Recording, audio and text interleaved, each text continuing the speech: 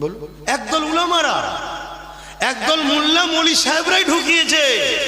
হ্যাঁ, আমিও উলামা, আমিও মৌলী সাহেব, কিন্তু একদল ঢুকিয়েছে, একদল এই জাতিকে বারবার ভয় দেখিয়েছে। এই জাতি যখন নিজের পায়ে দাঁড়াতে চেয়েছে, এই জাতি যখন নিজের কলেজ, নিজের স্কুল, নিজের প্রতিষ্ঠান নিজের নিজের নিজের করতে চেয়েছে, একদল এই জাতিকে বারবার ভড়কে দিয়েছে, ওরকম করো না, ওরকম করো না, ওরকম করো না, ডাকাত ঢুকে পড়বে, ডাকাত ঢুকে পড়বে, বলেছে না বলে? তাহলে এই যে ডাকাতের ভয়, আল্লাহর ভয় না খাইয়ে ডাকাতের ভয় খাওয়াচ্ছে, এটা কি উলামাদের কাজ? হ্যাঁ, প্রকাশ্য দুশ্মন যত শক্তিশালী হোক, ইসলামের টোটাল ইতিহাস বলছে আমাদের সামনে সামনাসামনি মোকাবেলাতে কোন মায়ের বেটা আমাদের সঙ্গে পারে না। যত বড়ই শক্তিশালী হোক না কেন, যতবার আমাদের ক্ষতি হয়েছে, আমাদের আপন সেজে আমাদের পিঠে মেরেছে, বুকে মেরে কে আমাদেরকে দমাতে পারেনি। আমি ভারতবর্ষের ইতিহাস বলছি। ব্রিটিশরা যখন এ দেশকে লুটছিল, ওই সময় ভারতবর্ষের এক মুসলিম নায়ক বলেছিলেন, যদি একটা মুসলমানদের পিঠে গুলি দেখাতে পারো, তাহলে আমাদেরকে যা শাস্তি দেবে, যেখান দিয়ে চলে যেতে বলবে আমরা চলে যাব। তাদের মুসলমানদের লাশগুলোকে নিখুঁতভাবে চেক করা হয়েছে, একটা মুসলমানের পিঠে গুলি পাওয়া যায়নি, সব ব্রিটিশদের গুলি মুসলমানদের বুকে লেগেছে। অতএব পিঠ দেখিয়ে পালানো জাতি মুসলমান নয়। এ জাতিকে যতবার মেরেছে, বন্ধু সেজে, ছদ্মবেশী সেজে আমাদের পিঠে ছুরি মেরেছে, তার জ্বলন্ত প্রমাণ আমার রাজ্যের সরকার বিশ্বাসঘাতক করে আজকে কেন্দ্রের আইনকে মেনে নিল। না হয় ক্ষমতা ছিল না, ওরা ডাইরেক্ট এখানে এসে আমাদের উপরে জুলুম করার, আমাদের মসজিদ মাদ্রাসার উপরে জুলুম করার। কথা বুঝে আসছে? আজকে আমাদেরকে গাদ্দারি করলো না করলো না, বিশ্বাসঘাতক করলো না করলো না। দেখুন আজ আমাদের হাতে কিছুই নেই, এমন জায়গায় লিজে দাঁড় করিয়ে দিয়েছে, আমাদের এখন কেউ নেই। বলুন তো নাকি খারাপ লিখছেন নাকি? কেন আপনাদের এলাকায় তখন বাপরে বাপ আলেম উলামার অভাব নেই। আর মাফ করবেন, আরো অনেক কিছুই চলছে, শুধু গিরাম দখল চলছে, ব্যাঙের ছাতার মতো যে যেখানে পাচ্ছে একটা করে মাদ্রাসা গজিয়ে দিচ্ছে। শুধু ঢাড্ডা লেগিয়ে দে, বাৎসরিক একটা জলসা কর আর হই হই কর। কথা বুঝেছেন নাকি? মাদ্রাসা তো বসিরহাট হুজুরের এত বড় মাদ্রাসা রয়েছে, কি সেদিন তো পুরো ভারতবর্ষ পশ্চিমবাংলায় একটাই ছিল, আলিয়া। আলহামদুলিল্লাহ, এত ফিতনা ছিল না।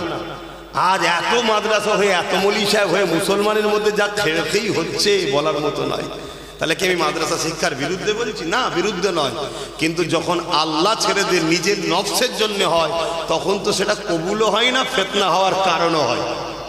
তো যাক, তো এই জন্য বলছি, আমার অজে আবার আপনারা ভুল ব্যাখ্যা করছেন না তো। এমনি অনেক দূর আসা যাওয়া খুব কম, যদিও বা এলাম একবার, আবার যদি আপনারা ভুল বুঝে যান তাহলে তো সমস্যা। যদি আশপাশে থাকে না আবার ভুল ভাঙাতাম, তা আশপাশেও তখন মনে হয় কবে আছে আমি জানি না। তাই বুঝাতে চাইছি, ভুল বুঝছেন না তো। তাহলে রোজা 1 মাস ফরজ, আমি রেখেছি, আপনি রেখেছেন, আমার আপনার উপকার হয়েছে। রোজা এত বড় উপকার, যেমন মোবাইলে ভাইরাল ঢোকে, আপডেট মারলে, অ্যান্টিভাইরাস মারলে ভাইরাস কেটে দেয়। রোজা হলো আমাদের 11 মাসের ভাইরাসকে কাটাবার জন্য অ্যান্টিভাইরাস টাইপের আল্লাহ দিয়েছে, পুরো শরীরকে সুস্থ করে আবার 11 মাস চালাও, খাও যা খুশি, এর জন্য আল্লাহ আপডেট করে দেয়। জোরে বলুন সুবহানাল্লাহ। রোজা আমাদের ভালো না খারাপ? রাখতে হবে না হবে না? কিন্তু সমাজের কি উপকার আমি এটা বোঝাতে চাইছি। সমাজকে বাদ দিয়ে তো মানুষ নয়, তা সমাজের উপকার কি হলো? কিন্তু এই সমাজে যদি ঘুষকে বন্ধ করা যেত, নেশাকে বন্ধ করা যেত, রেপকে বন্ধ করা যেত, দুর্নীতিকে বন্ধ করা যেত, মিথ্যাচারকে বন্ধ করা যেত, তাহলে এই সমাজ পুরো উপকার হতো না হতো না? এটা কি ইসলাম না ইসলাম নয়? একটু জোরে বলেন, এটাই তো ইসলাম। আল্লাহ নবী যখন মক্কা জমিনে আগমন করলেন, আল্লাহ নবী 40 বছর বয়স যখন হয়ে গেল, নবী আমার দিনের মেসেজ যখন দিতে লাগলেন, সর্বপ্রথম নবী কি বলেছিলেন? লা ইলাহা ইল্লাল্লাহ আনা মুহাম্মদ রাসূলুল্লাহ, अल्लाह के सिवा दूसरा कोई माबूद ही नहीं, मैं मोहम्मद अल्लाह के रसूल हूँ। এই কথা বলার পরে নবী পাক কি কাজ শুরু করেছিলেন? আল্লাহ নবী সর্বপ্রথম যে কাজ শুরু করেছিলেন ওই কাজটা হলো জুলুমের বিরুদ্ধে। অর্থাৎ নারীদের উপরে জুলুম হতো, গরিবদের উপরে জুলুম হতো, বাজারে নিলামে নারীদেরকে তোলা হতো, গরিবদেরকে কিতদাস দাসী বানিয়ে তোলা হতো। আল্লাহ নবী আওয়াজ তুললে, এ নারীর বাবারা, তোমরা নারীগুলোকে কেন জেন্ত পুঁতে দাও? এ বিশ্বে নারীরা শুনে রেখে দাও, আমার রাসূলুল্লাহ যদি না থাকে, নবীর দিন যদি না থাকে, ওই সমাজে নারীর কোনো মূল্য নাই, ওই সমাজে নারীর কোনো ইজ্জত নাই। আমেরিকা নিজেকে দুনিয়ার শ্রেষ্ঠতম দেশ বলতে পারে, কিন্তু আমেরিকায় নারীদের কোনো মর্যাদা সম্মান নাই। আমেরিকায় প্রতি 1 সেকেন্ডে একটা করে নারী ধর্ষিতা হয়, কিন্তু 1450 বছর আগে আমার নবী মদিনায় রাষ্ট্র কায়েম করে দিয়েছে। নবী আমার বিচার করে দিয়েছে, যদি কেউ নারীদের উপরে জুলুম করে, রেপ করে, তার একটাই শাস্তি হলো মৃত্যুদণ্ড। এ যুবকেরা, তরুণেরা, বাপেরা, সেই 1450 বছর ধরে আজকের দিন পর্যন্ত মদিনার জমিনে রেপ তো দূরের কথা, কোন নারীকে কেউ ইফটিজিংও করে না। আরো জোরে বলে। এবারে বলো যুবক, আমার ধর্ম পেয়ে আমরা গর্বিত নয়?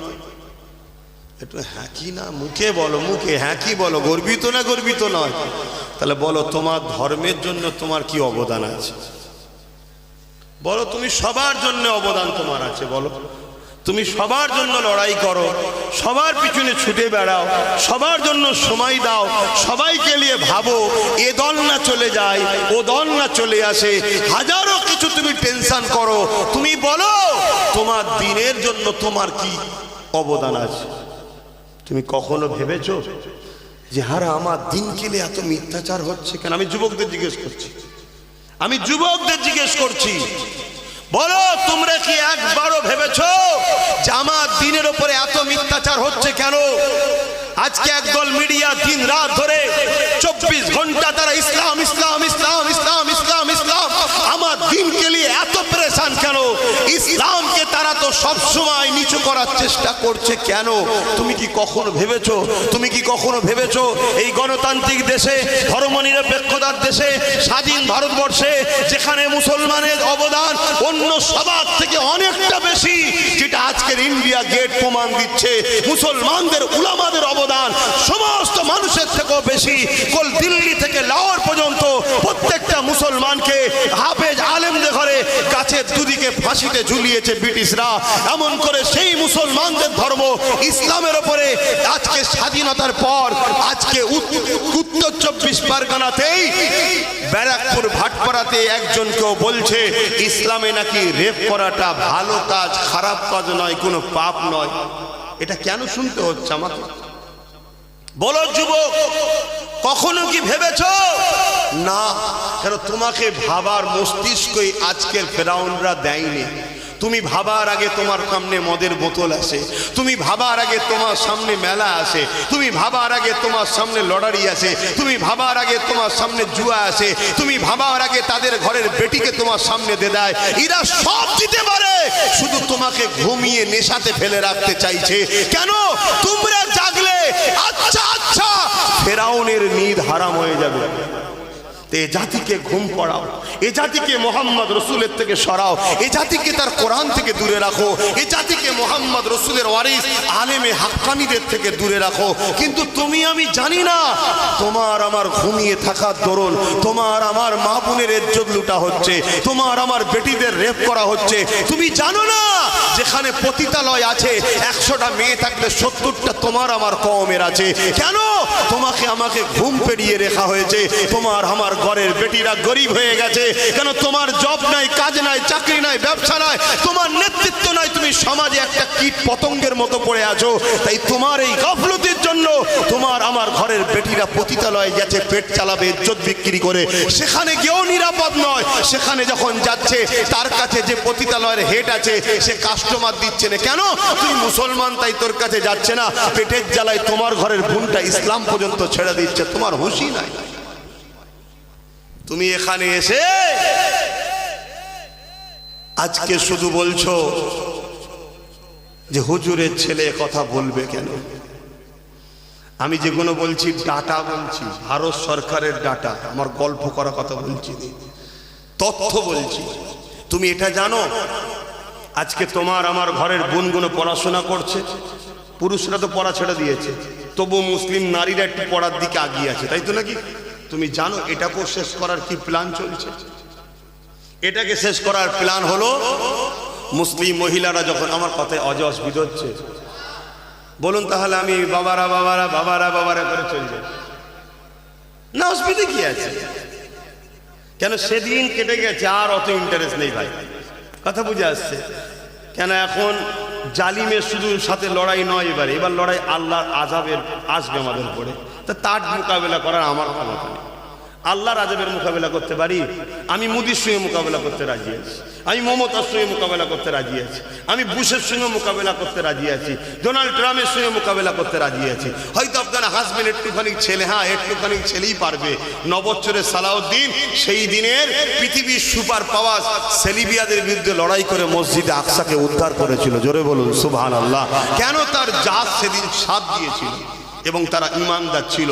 আলহামদুলিল্লাহ, আমি যে কথাগুলো বলছি এটা আমার জোরে বলিনি, আমার আল্লাহর উপরে ভরসা, নবীর উপরে প্রেম ও আদব ঈমানের জোরে বলছি। কিন্তু আল্লাহর গজবের মোকাবেলা করবো কি করে? এখন আমাদের অনেক গাফলতি হয়ে গেছে, এই আল্লাহর গজব আসার সময় এসে গেছে আমাদের উপরে। তাহলে এবার প্রশ্ন হতে পারে, এ থেকে কি বাঁচার রাস্তা নেই? হ্যাঁ আছে। কে বলেছে নেই? আল্লাহ বলেছে লা তাকনাতু মির রাহমাতিল্লাহ, আমার রহমতে নিরাশ হয়ো না। তাহলে আমি কেন আপনাকে নিরাশ করতে যাব? কিন্তু পুরো আপনি আল্লাহ রসুল একটা ডাক দিলেন, চতুর্দিকে অনেক কটা দাগ দিল, এই টোটাল দাগ ছাড়তে হবে। টোটাল এই সিরাতুল মুস্তাকিম একটাই রাস্তা, আজ থেকে অঙ্গীকার করতে হবে আমার উঠা বসা, খাওয়া দাওয়া, চুলা ফেরা, ধর্মনীতি, সমাজনীতি, রাজনীতি, পরিবার নীতি, এডুকেশন নীতি, সম্প্রীতি নীতি, মানববন্ধন নীতি, রাষ্ট্রনীতি, সব নীতিতে একজনই মডেল হবে মুহাম্মদ সাল্লাল্লাহু আলাইহি ওয়াসাল্লাম। জোরে বলুন সুবহানাল্লাহ। অন্য কেউ নয়, কোনো পীর, পিসায়, মুফতি, মাওলানা, হযরত, আজি, গাজী কেউ আমাদের মডেল নয়। আমাদেরকে যদি মোহাম্মদ রসুল চিনাই, তাকে আমি হুজুর বলে, উস্তাদ বলে সম্মান করব, কিন্তু মডেল আমাদের একজন মুহাম্মদ সাল্লাল্লাহু আলাইহি ওয়াসাল্লাম। এই আকীদায় তুমি চলে আসো, এক্ষুনি তোমাকে গায়েবী সাহায্য করা হবে। এক্ষুনি তাতানাজ্জালু আলাইহিমুল মালায়েকা, ফেরেশতা আসবে। কে বলেছে আসবে না? আল্লাহর কোরআন বলছে আমি পাঠাবো ফেরেশতা, সাহায্য করবে তোমাদের। কথা মাথায় ঢুকছে? কিন্তু সেই রাস্তায় আসতে হবে তো, যদি না আসতে পারো কি করা যাবে? তো ভাইয়েরা আমার, তা যে কথা বলছিলাম, আমার বোনেরা স্কুলে যাচ্ছে, পড়াশোনা করছে, আমরা ছেলেরা তো ছেড়ে দিয়েছি। এই সুযোগে একটা নতুন পরিকল্পনা শুরু হয়েছে। কি? প্রকাশ্য মিডিয়াতেও তো বলছে, দেখতে পাচ্ছেন কি জানি না, এসে দেখা যাবে এক অমুসলিম ইসলাম বিদ্বেষী ঘরের কোনো ছেলে দেখা যাবে ওই বোনটাকে এসে বলবে, তোদের ইসলামের এই কাজটা আমার খুব পছন্দ। স্বাভাবিক, আমি ধর্মকে ভালোবাসি, আমার কেউ ভালোবাসে, এবং মায়ের জাতের দিল আরো নরম, তাই তো নাকি? আরো নরম। সঙ্গে সঙ্গে সে ইমপ্রেস হয়ে যাবে, খুশি হবে, আনন্দিত হবে যে একটা অমুসলিম বা ইসলাম বিদ্বেষী ঘরের ছেলে কেউ একজন আমাকে কথা বলছে, বড় খুশি হবে। হওয়ার পরে দেখা যাবে আরো একদিন দুদিন কথা হচ্ছে, তার একসাথেই পরে তো একসাথেই পরে কথা হতে পারে, কিন্তু নিয়তটা কোন জায়গায় নিয়ে যাচ্ছে দেখুন, এটা একটা প্ল্যান চলছে। তারপরে কিছুদিন পরে বলবে, দেখ আমার কখনো কিছু আটকালে আমি তো পড়ি, তোর একটু নাম্বারটা দে না, তোর সঙ্গে ফোনে কথা বলবো। ফোনে ভালো ভালো কথা বলবে, ধর্মলে কথা বলবে, বলতে বলতে বলতে বলতে একটা দিন অন্য কিছু মেসেজ একটা আসবে। এটা বাস্তব বলছি, এই নিয়ে অনেকে কাজ করছে, তারা আমার সঙ্গে বসেছিল এ জাতিকে বাঁচাবে বলে। তাই বলেছিলাম যে আমি আলোচনা করব, আজকে তোমাদেরকে জানাচ্ছি, ডাটা সহ তা আমাকে দেখিয়েছে। আচ্ছা আচ্ছা, ভালো ভালো ঘরের মেয়েরা জড়িয়ে গেছে, কথা বুঝে আসছে? আগুন আর মোম এক জায়গায় কখনো করতে নাই, হলে পাপ হওয়াটা, গলে যাওয়াটা স্বাভাবিক। তো সেই জায়গাতে তারা কি করবে, এইভাবে আস্তে আস্তে এদের লক্ষ্য কি, এদের লক্ষ্য হলো মুসলিম নারীদের সতীতাটাকে নাপাক করে দেওয়া। বাকিটা বুঝতে পারছেন তো? কেন এই টার্গেট এদের? এদের টার্গেট একটাই, এরা সালাউদ্দিন আইবির জীবনী পড়েছে। এটা আজ থেকে টার্গেট নয়, আমার এখানে এসেছে আজকে, চলছে এটা অনেক বছর ধরে, 6 বছর হয়ে গেছে এই টার্গেট।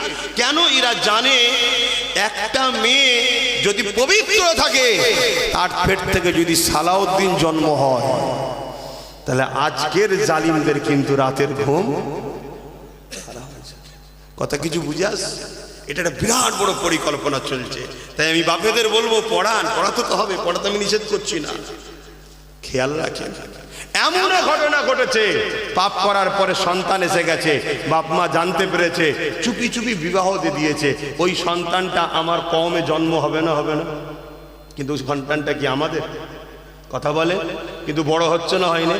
এখন বাপ মা সজ্ঞা চোখে মলি সাহেব করবো, ও মলি সাহেব শাসকের দালালি করবে না তো বিরোধী করবে? কথা বলে। আই দেখেন এখানে আবার খেপড়ে গেল নাকি? এরম দালাল মলি সাহেব আছে না? নাই, আজকেও দালালি করছে, এখনো। ঠিক আছে, নাই ভুল বুঝেছিল, বুঝেছে, এখনো দালালি চলছে। এরা হলো ওই ধরনের সব প্রোটেকশন। কথা বুঝে আসছে তো নাকি? হ্যাঁ, কোনো অসুবিধা নেই। আমার কাছে মসজিদটাকে মলি সাহেব আগে নয়, আমার কাছে কোরআনটাকে মলি সাহেব আগে নয়, আমার কাছে মাদ্রাসাটাকে মলি সাহেব আগে নয়। হ্যাঁ, যে মলি সাহেব হকের পক্ষে, ন্যায়ের পক্ষে, মুহাম্মদ সাল্লাল্লাহু আলাইহি ওয়াসাল্লামের ওয়ারিস হবে, তার মুখের দিকে তাকালেও গুনাহ মাফ হয়। জোরে বলুন সুবহানাল্লাহ। তাহলে উলামার সম্মান আছে না নাই? আল উলামা ওয়ারাসাতুল আমবিয়া, উলামারা তো নবীর ওয়ারিস। কিয়ামতের দিন সর্বপ্রথম বেহিসাব যারা জান্নাতে যাবে, তারা তো আলেম উলামা। জোরে বলুন সুবহানাল্লাহ। কিন্তু এটাও বলবো, সর্বপ্রথম জাহান্নামে যাবে যারা, তারা কারা? তারা উলামা। তাহলে উলামা দু ধরনের হলো না? হলো না?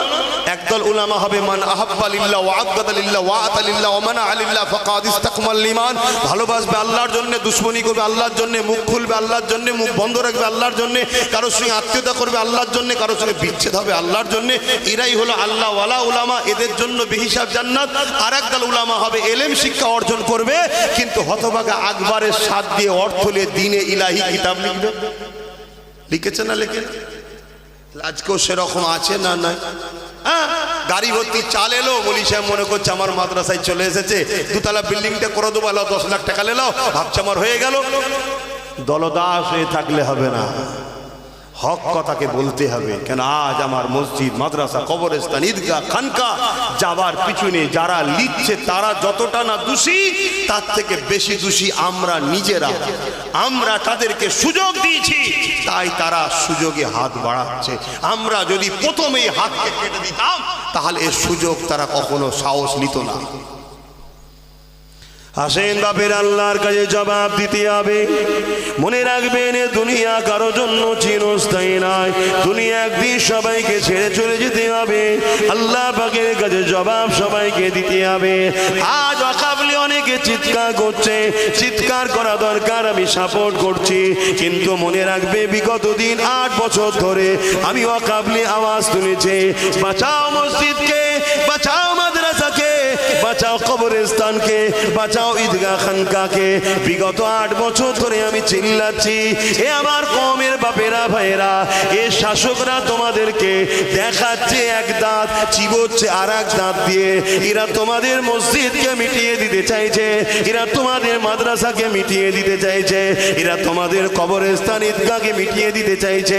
কারণ ওই যে 1000 বছরের কবরটা, ওই যে 1300 বছরের গুজরাটের মসজিদটা, ওই যে 1400 বছরের কেরলের চিরামান মসজিদটা, ওই যে 1000 বছরের মাদ্রাসাগুলো প্রমাণ দিয়ে দিচ্ছে, ভারতবর্ষে মুসলমান বাংলাদেশ থেকে আসেনি, ভারতবর্ষ থেকে মুসলমান পাকিস্তান থেকে আসেনি, এই বাংলাদেশ থেকে পাকিস্তান থেকে আসা নয়। এরা 1000 বছর ধরে এলাকায় আছে, তার প্রমাণ হলো 1000 বছরের মসজিদ প্রমাণ দিচ্ছে, 1000 বছরের কবরস্থান প্রমাণ দিচ্ছে, 1000 বছরের মাদ্রাসা প্রমাণ দিচ্ছে। এইগুলো যদি মিটিয়ে না দেওয়া যায়, তাহলে মুসলমানকে নির্মূল করা সম্ভব হবে না, ইসলামকে মিটানো সম্ভব হবে না। এ যুবকেরা, তরুণেরা, তাই বিগত 8 বছর ধরে আমি চিৎকার দিচ্ছি, ভাই সাথ দাও, সাথ দাও, ঐক্য হও, একতা হও, কাউকে মিটাবার আমাদেরকে যারা মিটাতে চাইছে তাদের ডিফেন্সে দাঁড়াবার জন্যে। কারণ ইসলাম জুলুম করাকে ইজাজত দেয় না, ইসলাম অত্যাচার করাকে ইজাজত দেয় না, কিন্তু ইসলাম আমাদেরকে কি ইজাজত দিয়েছে সেই ইজাজতের সিস্টেমটা একটু বলে দিয়ে যায়। আল্লাহ নবী চলে যাওয়ার পর মুসাইলামাতুল কাজ্জাব নামে একটা ব্যক্তি নিজেকে নবী দাবি করে বসলো। হযরতে আবু বকর সিদ্দিক খলিফা হয়েছে তখন হযরতে আবু বকর সিদ্দিক সাহাবা হুজুরদের সঙ্গে পরামর্শ করে 10,000 যুবক সাহাবাদের নিয়ে মুসাইলামাতুল কাজ্জাবের উদ্দেশ্যে রওনা দিল। হযরতে আবু বকর সিদ্দিক বলতে লাগলো, আমি মুসাইলামাতুল কাজ্জাবকে প্রথম বুঝাবো, সে যদি না বোঝে খাতমে নবুয়াতকে বাঁচাবার জন্য, খাতমে নবুয়াতের ইজ্জতকে রক্ষা করার জন্য এই মৃত্যু কাজ্জাবের বিরুদ্ধে আমি আবু বকর লড়াই করব। অন্যায় দেখলে প্রথম বুঝাবো, যদি না বোঝে তাহলে অন্যায়কে মিটাবার জন্য লড়াই করব। এটা শিক্ষা কার? নবী ও আল্লাহর। যে শিক্ষায় শিক্ষিত হয়েছে কারা? সাহাবা হুজুররা। জোরে বলুন সুবহানাল্লাহ। এদিকে ইউরোপ দুনিয়া, এদিকে ব্রিটেন, এদিকে এমন করে ইহুদি খ্রিস্টান সম্প্রদায়েরা মুসাইলামাতুল কাজ্জাবকে এক কানুন করে 90,000 সৈন্য দিয়েছে। 90,000 সেনা নিয়ে মুসাইলামাতুল কাজ্জাব তার বিরাট বাংলোর মধ্যে ঘিরে বসে রয়েছে। যেখান থেকে সে খাতমে নবুয়াতের বিরোধী করে নবী দাবি করেছে, তাকে 90,000 সৈন্য ঘিরে রেখেছে। এই 90,000 সৈন্য সাপোর্ট করছে ইসলাম বিদ্বেষী রাষ্ট্রগুলো। এই সময় আবু বকর সিদ্দিক মাত্র 10,000 যুবক সাহাবা নিয়ে গেছে। আর আজকে মুসলমানের ঘরের ছেলেদের কথা কি? আমরা তো সংখ্যায় কম, কি করে আমরা কি করব? ইতিহাস বলছে সংখ্যায় কম যেদিন আমরা ছিলাম সেদিন জালিমরা আমাদের কাছে মাথা নত করতো। আজ আমরা সংখ্যা বেশি হয়ে গেছে, জালিমদের কাছে আমরা গোলাম হয়ে গেছি। এ থেকে বোঝা গেছে সংখ্যা বেশি হতে পারে, এই বেশির মধ্যেই তো গাদ্দার ঢুকে রয়েছে। শুনছেন তো নাকি? যেদিন সংখ্যা কম ছিল দুনিয়া আমাদের কাছে, জালিমরা আমাদের কাছে মাথা নত করত। আর আজকে সংখ্যা বেশি, আমরা জালিমদের গোলাম হয়ে গেছি। কারণ কি? আমাদের মধ্যে ঘোলা পানি ঢুকে গেছে। ঘোলা পানি বোঝেন তো নাকি? হ্যাঁ, আমার জমিন কিন্তু চাষ অন্যজন করে চলে গেছে। বাকিটা বোঝার হয় বুঝুন না, আর বেশি খুলে বলতে পারবো না। আশা করছি সব ভালোই বুঝা ছেলে নাকি? হাঁ করলেই ধরে নিচ্ছে এখন কি বলতে চাইছে। আর এগুলো বুঝবেন না? কি গো কোম্পানি, বুঝতে পারছেন তো? বুঝতে পারছি। মুসাইলামাতুল কাজ্জাবের কাছে আল্লাহ নবী সাহাবী হযরত আবু বকর সিদ্দিক 10,000 সাহাবাদের নিয়ে গিয়ে গেল। সাহাবা হুজুরকে রেখে দিয়ে হযরত আবু বকর সিদ্দিক এইভাবে আগিয়ে গেলেন। 90,000 সৈন্য নিয়ে মুসাইলামাতুল কাজ্জাব বড় অহংকারের সঙ্গে বসে রয়েছে। হযরত আবু বকর সিদ্দিক বলতে লাগলো, এ মুসাইলামাতুল কাজ্জাব, আল্লাহর কোরআন যেখানে বলেছে ওয়ালাকির রাসূলুল্লাহ ওয়া খাতামান নবী, আমার নবী পাক হলো শেষ নবী, সেখানে তুমি নবী দাবি করে কেন সমাজের বুকে ফিতনা লাগাতে লেগেছো? এই কথা যখনই বলতে লেগেছে, এ মুসাইলামাতুল কাজ্জাব, তুমি পরিবর্তন হও, তুমি তওবা করে ইস্তেগফার করো, ফিরে আসো। মুসাইলামাতুল কাজ্জাব আবু বকর সিদ্দিকের কথাকে শুনছে, কিন্তু চতুর্দিকে আবার তাকিয়ে দেখছে আবু বকরের সাথে মাত্র 10,000 আছে আর আমার দিকে 90,000 রয়েছে। অর্থাৎ এই সুযোগে আবু বকরকে ছেড়ে দেওয়া যাবে না। এই সুযোগে আবু বকরের 10,000 সাহাবা সাথীদেরকে মেরে দিতে হবে। কেন? আমার হাতে 90,000 রয়েছে। ঠিক আজকের মুসাইলামাতুল কাজ্জাবরাও ভাবছে, আজকেও মুসাইলামাতুল কাজ্জাবরা ভাবছে মুসলমানের হাতে কোনো নেতা নাই, মুসলমানদের কোনো এমপি মন্ত্রী নাই, মুসলমানদের কোনো মিনিস্টার নাই, মুসলমানদের কোনো সিএম পিএম নাই, মুসলমানদের কোনো সেনা নাই, পুলিশ নাই। এই সুযোগে এদেরকেও ভারত থেকে মিটিয়ে দিতে হবে। ভাবছে না? হবে না? কিন্তু ওরা জানে না রেজাল্টটা কি হয় পরে, এটা ওরা বোঝে না। আল্লাহ প্রথম চিটেগুলোকে সাইজ করে দেবে। চিটে বোঝেন তো, ধানের সাথে থাকে, প্রচুর মুসলমান মরবে প্রথমে, অস্বীকার করছি না, সব চিটেগুলো। এবার যদি বলেন ভালো, হ্যাঁ ভালো একটা দুটো যাবে, কে বলে যাবে না? আপনি দেখবেন একটা জারে দুটো আম থাকে, একটা পচা আর একটা ভালো। আপনি দেখবেন যখন ছাড়াবেন এই পচার সাথে ঠেকে থাকার জন্য ও পচে গেছে। কথা বুঝছেন তো? হযরতে নবী লূত আলাইহিস সালামকে আল্লাহ বলেছিল, নবী তোমার উম্মতের মধ্যে থেকে ৮০,০০০ লোককে মারবো, তার মধ্যে ৪০,০০০ ভালো, ৪০,০০০ খারাপ। আল্লাহ বললেন, আল্লাহ ভালো লোকগুলোকে কেন মারবেন? খারাপ লোকগুলো পাপ করেছেন, মারেন মারেন মারবেন, অন্যায় করেছে শাস্তি তো পেতেই হবে। আল্লাহ পাক কি উত্তর দিয়েছে জানেন?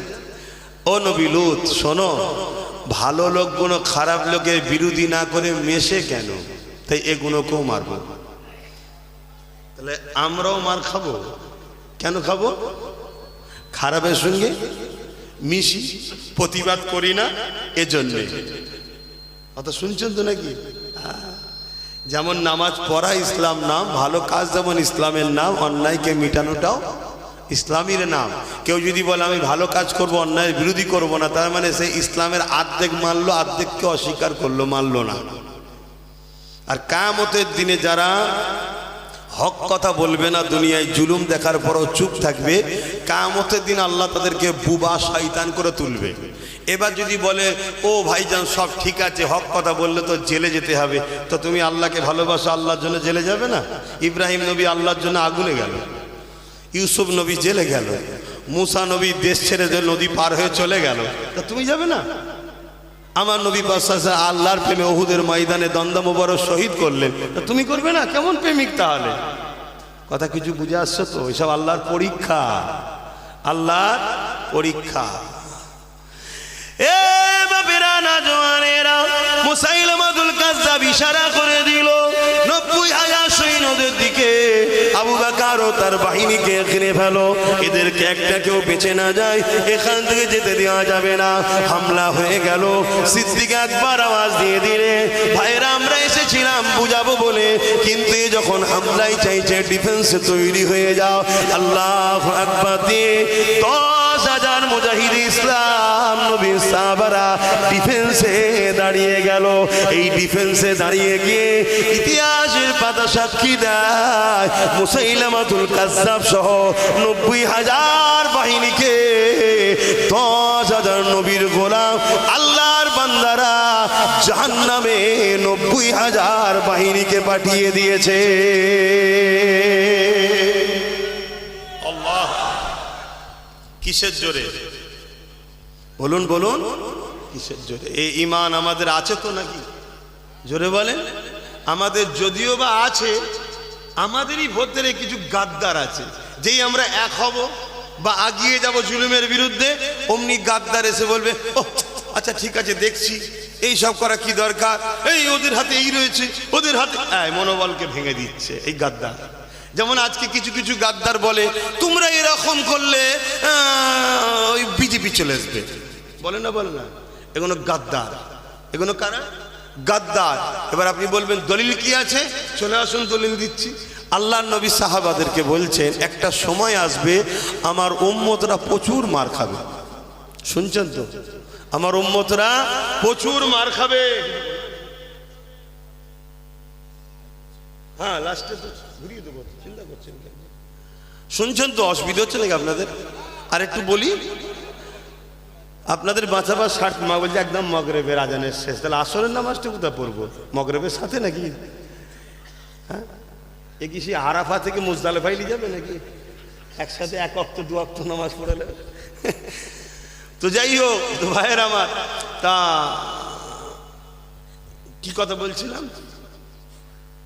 হ্যাঁ, আল্লাহ নবী বলছেন আখেরি জামানায় আমার উম্মতরা প্রচুর মার খাবে। সাহাবা হুজুররা জিজ্ঞেস করছেন, ইয়া রাসূলুল্লাহ, হাবিব আল্লাহ, আমার ভাইদের সংখ্যা কি কম হবে? আল্লাহ নবী বললেন, না, সংখ্যা কম হবে না। তো নবী যখন বলেছে সংখ্যা কম হবে না, তাহলে আমাদের সংখ্যা কম কি? জোরে বলুন। গনে যারা, তারা আমাদের নয়, কাউন্টিং যারা করে তারাও আমাদের নয়, কম্পিউটার যারা লোড করে তারাও আমাদের নয়, যারা প্রকাশ করে তারাও আমাদের।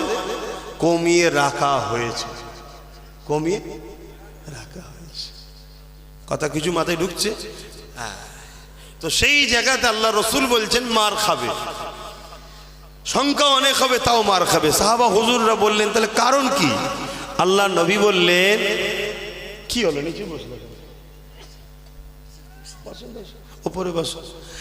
আল্লাহ নবী বললেন মার খাবার কারণ হচ্ছে তারা, শুনছেন তো, আল্লাহকে ভয় না খেয়ে মৃত্যুকে ভয় করবে। কাকে ভয় করবে? মৃত্যুকে। আল্লাহকে ভয় খাবে না, ভয় খাবে মৃত্যুকে। আর মৃত্যুর ভয়ে তারা তাগুদি শক্তির দালালি করবে, তাগুদি শক্তির পিছনে ঘুরবে, জুলুম শক্তির পিছনে ঘুরবে, অন্যায়ের বিরুদ্ধে কথাও বলতে চাইবে না। এই খসলত আমাদের মধ্যে ঢুকেছে, হ্যাঁ কি না? আর এই খসলত ঢুকিয়েছে কারা?